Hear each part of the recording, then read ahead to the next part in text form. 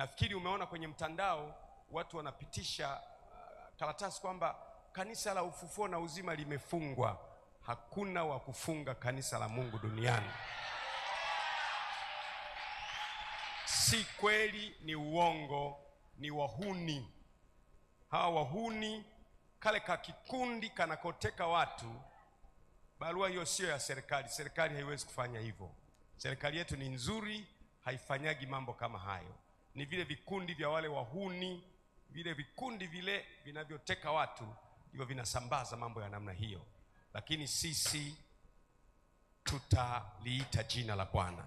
Kwa hiyo tunaendelea na makanisa yetu yote zaidi ya 2000 yako online leo, na tuendelea na maombi kesho kutwa mpaka siku 7. Na tunamlilia Mungu kwamba jua la haki lizuke. Sawa sawa, amani tawale Tanzania, ushindi utawale Tanzania. Tunaombea watu wote